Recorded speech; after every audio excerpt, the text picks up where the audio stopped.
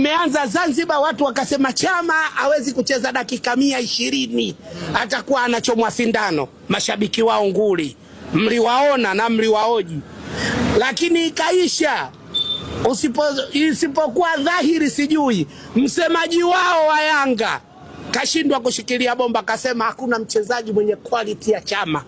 Uwe Mtibwa, uwe nani, uwe Yanga, lazima ukweli usemwe. Chama ni mchezaji wa daraja kubwa kabisa hapa Tanzania. Hakuna bwana, hujaisikia hiyo? Hakuna wa kushindanishwa naye. Kamoji wenyewe. Nimekumbuka mwisho kuna moja ile akasema huyo anaenda kumpa maji Diala, wakati yeye alishasema kwamba mambo ya njungu hawafanyi bwana. Akasema bwana anaenda kumpa